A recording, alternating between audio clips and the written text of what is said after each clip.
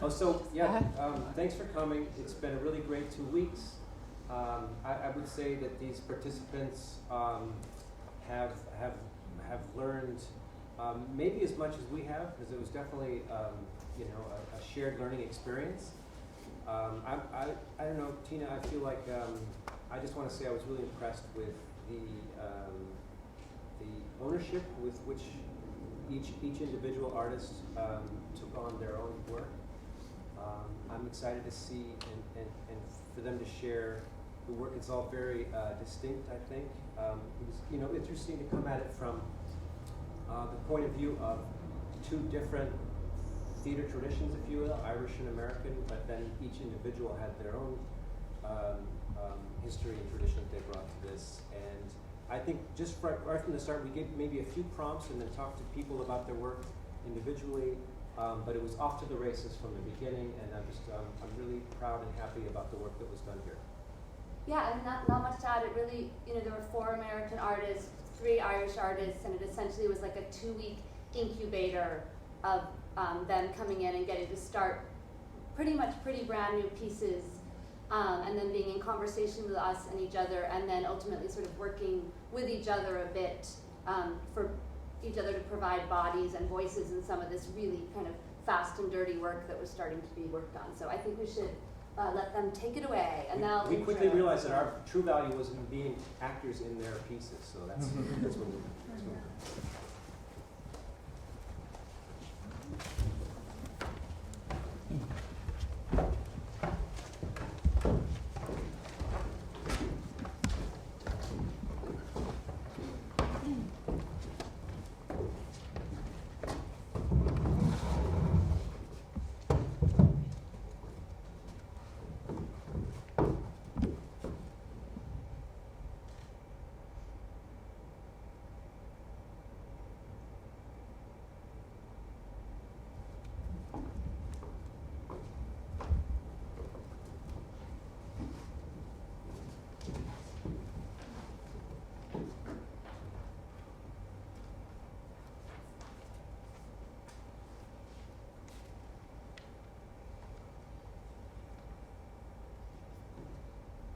Daniel was sitting by the pool. I went up to him, and there was this decapitated goose lying there, covered in blood. And I was like, it was like one of those dreams where you're just like so disturbed. You're so disturbed by it. And at some point, I turned around or walked away, but then I came back. And when I came back, the goose was gone. Everything was scrubbed clean, totally pristine, as if nothing had happened. But I knew something horrible had happened, and someone was deceiving me. I knew the goose was... I kept insisting. Yeah. But I played along with the deception.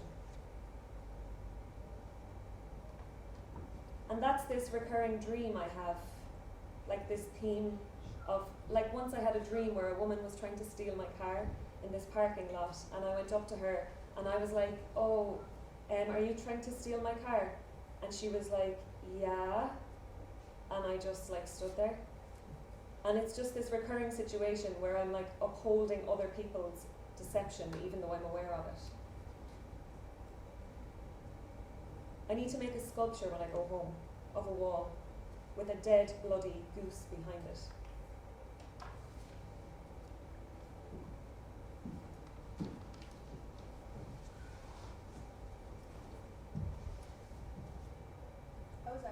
I think you left your phone in my pocket. This isn't my phone. What? What phone? Whose phone is that? What? I don't know. Is that my dad's phone? What? No. Manny, did you steal my dad's phone? Huh? Oh my God, you stole my dad's phone. Oh my God, I took your dad's phone. Off the table. It has no code. Look. I can't believe you took my dad's phone. Manny? Should we turn it off? Oh God. The airport. He has to be there now. How will I get to the airport without a phone? Oh my God, I plundered your dad. You plundered my dad. But how do you think he got to the airport? He probably just went up to someone and said, I am Swedish and I am a writer, and I lost my phone. Huh? Because he says that to everyone. Everyone we saw, he said, hello, I am Swedish and I am a writer and we are here to eat. Hello, I am a Swedish and I am a writer and I like your store. What kind of store is this? I am a Swedish and I am a writer. My third book is coming out. Can you call me a cab to the airport? You plundered my dad. I plumaged him. Lummager. Didn't I tell him I was going to plunder him? Oh my god, I plumaged him. Look, I just got an email. Did you take my phone? Made it to the airport? So he's fine. Yeah, he's fine. He's smart. Yeah, he's smart. He's a smart cookie. I'm a mess. Not in a good place to connect right now. Threw back a cup of bleach 2.5 weeks ago. Drank it like a shot. Thought maybe. Yeah, it didn't really work the way I thought it would. Then throwing up blood. You should see a doctor. Oh, I know. How much blood are we talking I about? don't want them to institutionalize me or anything. Did you want to die? I guess they did. Must have really burned. Oh yeah, my eyes hurt. I'm sorry you felt like you needed to drink bleach to die. Yeah. I gotta go.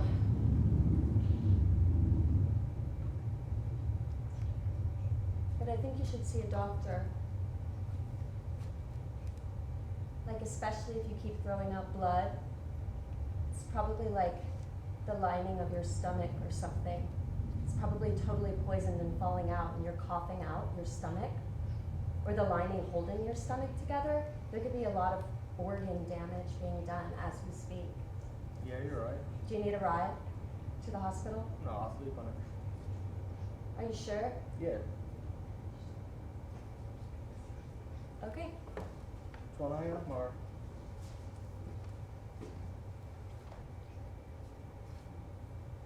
You mean like another date? Yeah. Right. You should see a doctor first. So Izzy is bisexual and poly. She was with a man for a long time, then she opened up a relationship and her boyfriend fell in love with another woman. So now his primary partner is the other woman, but Izzy is his lover. Isn't that nuts? Isn't that just the craziest thing you've ever heard? They must be codependent. Has she been with women before, Kate? She's bisexual and poly. You know how there are some people whose identity is poly? Yeah. She's that. That's what she is. Oh, this is good gossip. I know. So she's bisexual, poly, and codependent on her ex-boyfriend, now lover. It's hot and cold with him. I don't know about codependent. Sounds codependent. No, Kate said it's just like a very deep, big, profound love that she can't get rid of. It's like movement. She moved the energy around.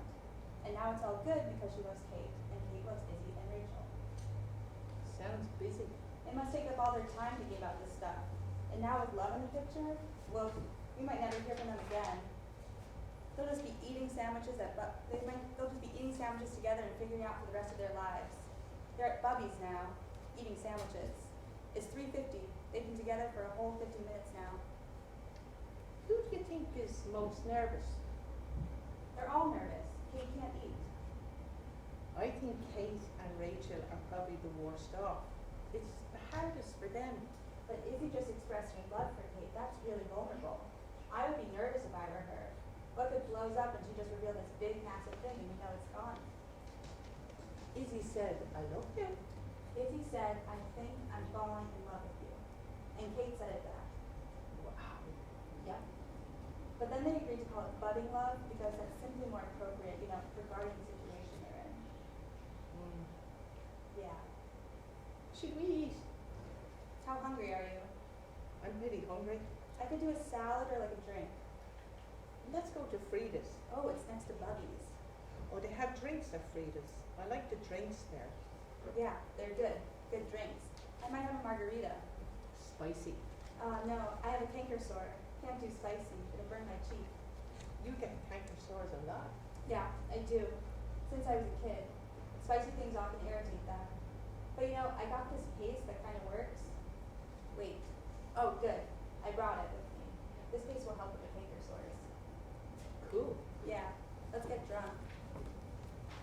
went to the doctor. Oh yeah? Yeah. You good? Yeah, I told him I drank the bleach on accident. Like I was doing laundry and got confused. They believed you? Yeah.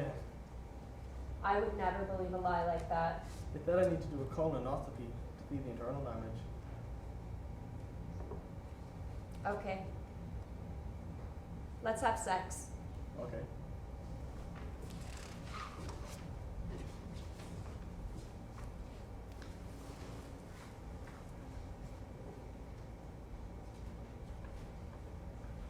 You like Manny.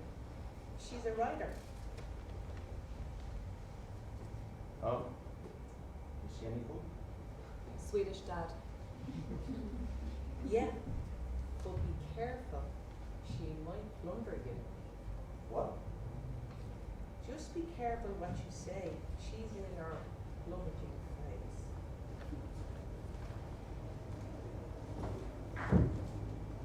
Sex with you is good. It's alright. I like smashing up to your body, breathing in your ear. I did like it when you bit my ear, yeah. You wanna hang out tomorrow? Aren't you having your colonoscopy? Oh, right. Well, I'm busy too.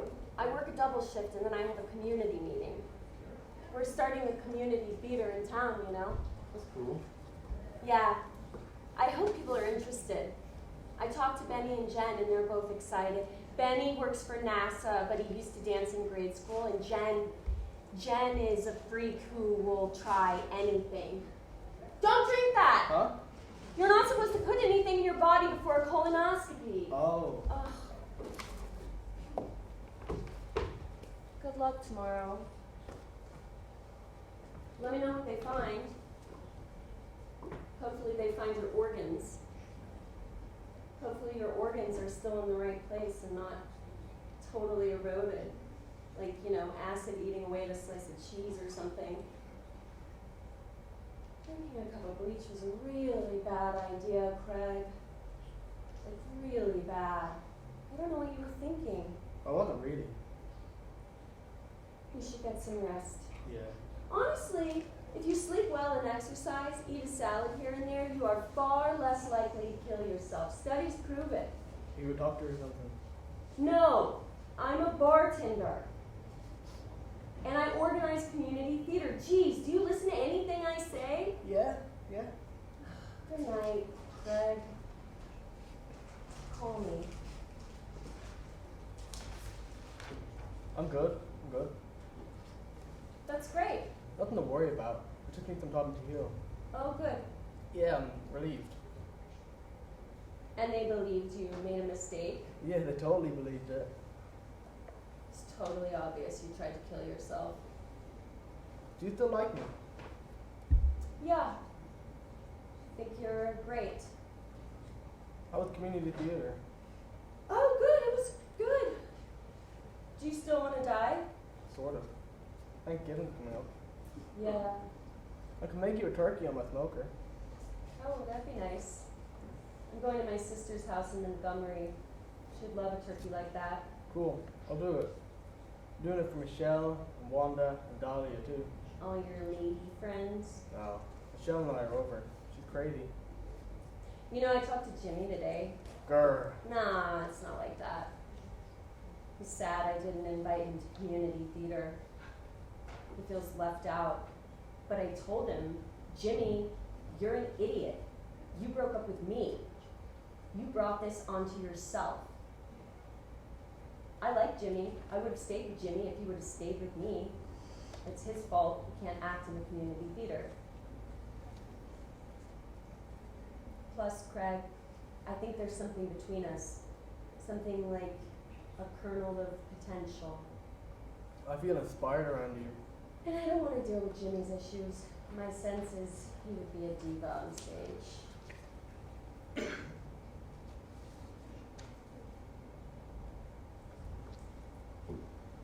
I've been working on that sculpture with the goose, you know. I'm building the wall for the goose to go behind. The wall is almost done, and suddenly I'm like, I don't think it's like I'm being lazy, but I'm like, I just kind of like the wall. There's a lot of stuff going on there. Part of me is thinking like, this is boring minimal art garbage, like what's wrong with you? or you're trying to build the tunnel that Chris Burden made. But none of that stuff is really bothering me too much. What I'm really thinking about is Maria Hasabi. Do you know her? She's a choreographer I used to love. What I feel like she was doing was charging the space between the spectator and the performer. It's so simple, and it was almost like nothing was happening. And suddenly, I'm like, oh my god, this is incredible. Like maybe that's what's happening. Like I'm charging a space. Like you can't see what's behind the wall until you go over and look behind it. And then there's nothing. It's just a space. I'm setting expectations and then failing, which is something I'm trying very hard in my life to not do. You know, set or meet imagined expectations that I think other people have. And there's just all this shit going on because, like, should I just leave the wall?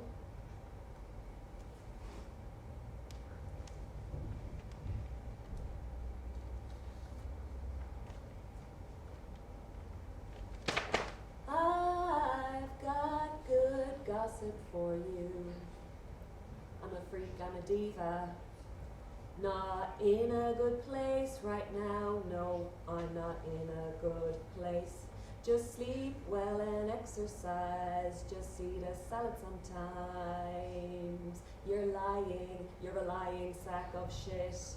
Who would ever believe it?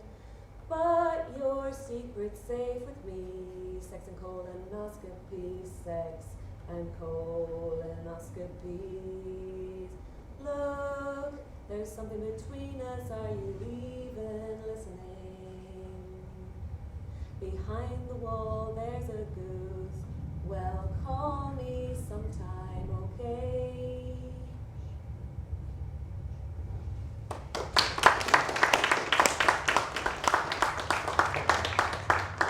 I'd like to say, Amanda Horowitz and Haley Stahl's piece